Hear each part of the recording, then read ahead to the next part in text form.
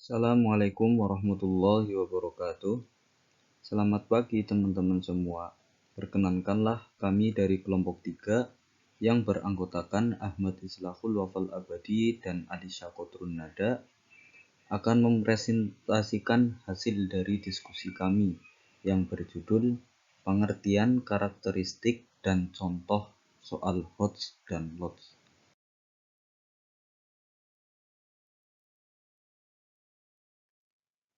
Pengertian Higher Order Thinking Skills dan Lower Order Thinking Skills.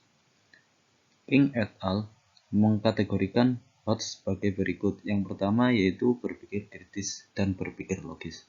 Yang kedua berpikir reflektif. Yang ketiga berpikir metakognitif. Dan yang keempat yaitu berpikir kreatif.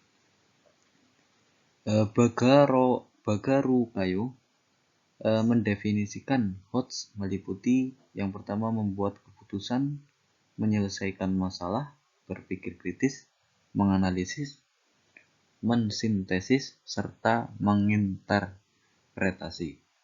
Sedangkan Kemendikbud menjelaskan bahwa soal-soal Hodge merupakan instrumen pengukuran yang digunakan untuk mengukur kemampuan berpikir tingkat tinggi, yaitu kemampuan berpikir yang tidak sekedar mengingat, menyatakan kembali, atau merujuk tanpa melakukan pengolahan.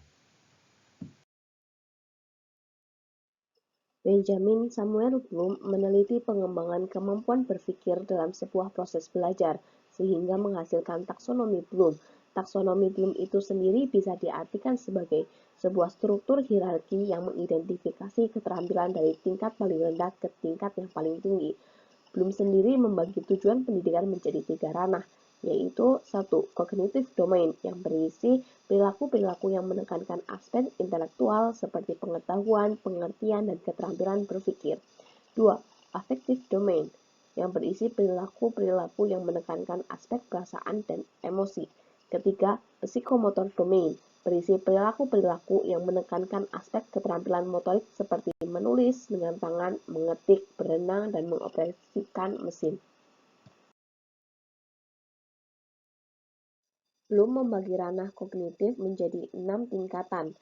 Tingkatan ini biasa disebut sebagai taksonomi Bloom. Pada jenjang pertama, yaitu knowledge atau pengetahuan yang biasa disimbolkan dengan C1.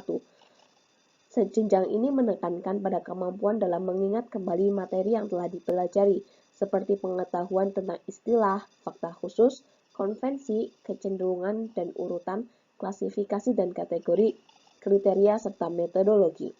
Yang kedua adalah comprehension atau pemahaman yang disimbolkan dengan C2. Pada jenjang ini, pemahaman diartikan sebagai kemampuan dalam memahami materi tertentu yang dipelajari.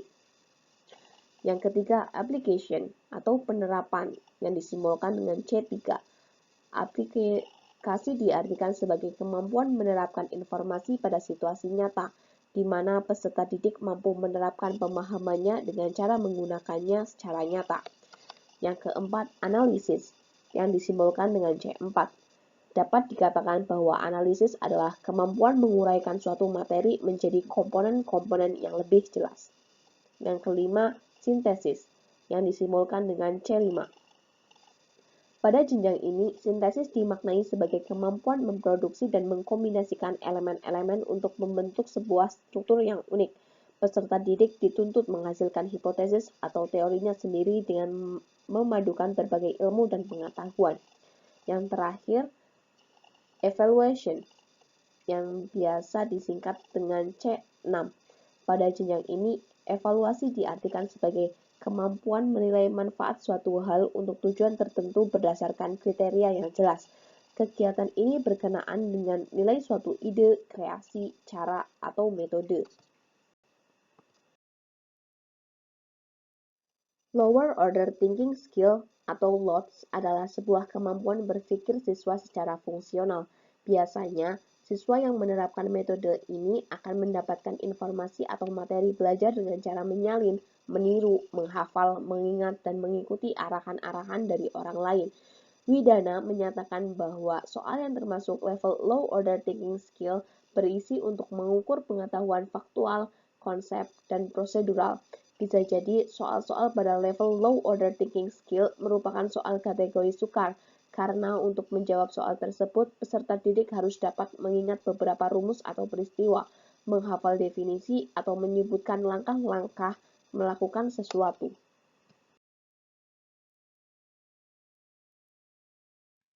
Karakteristik HOTS dan LOTS. Anderson dan Caldwell mengklasifikasikan dimensi proses berpikir, yaitu kemampuan yang termasuk LOT adalah kemampuan mengingat, memahami, dan menerapkan. Sedangkan HOTS meliputi kemampuan menganalisis, mengevaluasi, dan menciptakan. Dengan demikian, soal-soal dengan tipe HOTS dapat melatih siswa berpikir dalam level analisis, evaluasi, dan mengkreasi.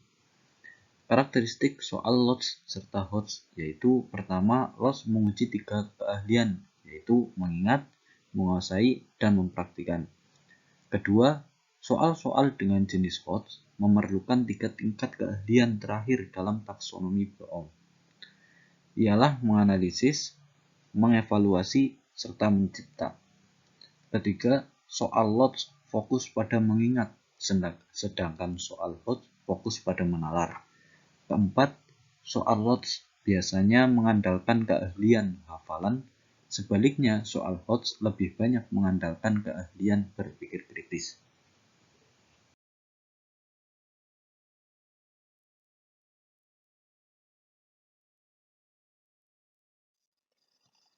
Contoh soal HOTS yang pertama, pengisian air di kolam ikan jika menggunakan mesin pompa jet dapat terisi penuh dalam waktu 4 jam. Sedangkan jika mengisi kolam dengan pompa biasa akan terisi penuh dalam waktu 10 jam.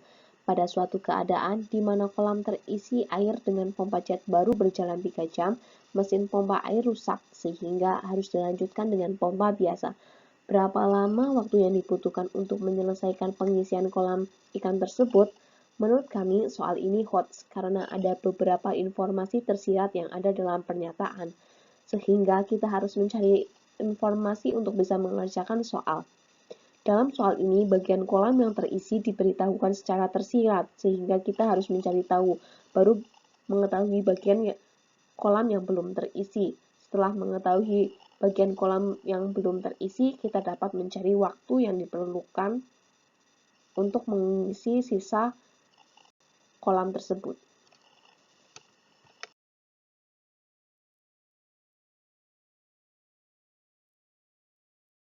Pada seleksi beasiswa ada 5 siswa, A, B, C, D, dan E, yang telah memenuhi kriteria pemberian beasiswa. Dari 5 orang siswa yang diseleksi, hanya 2 orang yang diberi pembebasan biaya masuk perguruan tinggi X. Beasiswa akan diberikan pada siswa yang memiliki rata-rata nilai tertinggi. Apabila ada siswa yang memiliki nilai yang sama, maka urutan nilai yang diutamakan adalah nilai 3, nilai 2, kemudian nilai 1. Siapakah yang paling memungkinkan mendapatkan beasiswa karena menempati peringkat 1 dan 2 berdasarkan kriteria seleksi tersebut? Pertama-tama kita harus mengetahui mean dari masing-masing siswa. Setelah mengetahui, kita dapat mengurutkan dari yang tertinggi. Terdapat 2 siswa yang mendapatkan nilai rata-rata yang sama. Karena itu, kita harus memperhatikan syarat yang ditetapkan pada pernyataan di atas.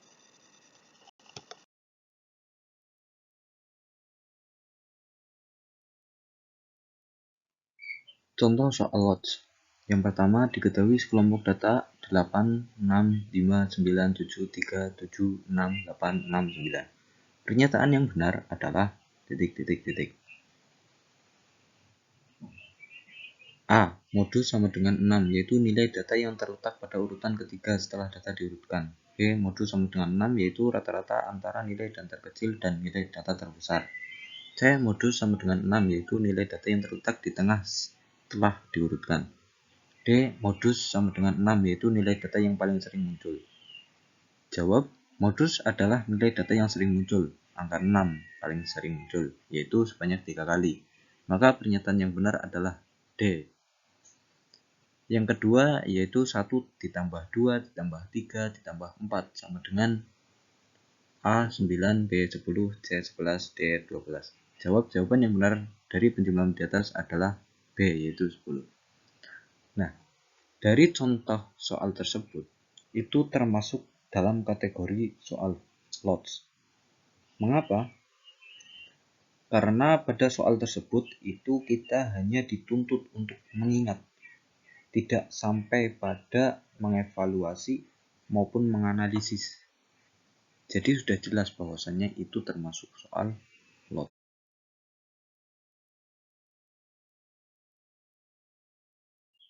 Sekian presentasi dari kelompok kami. Kurang lebihnya kami mohon maaf yang sebesar-besarnya. Apabila dari teman-teman masih ada yang kurang paham atau kurang jelas, bisa kita diskusikan di WA Group. Wassalamualaikum warahmatullahi wabarakatuh.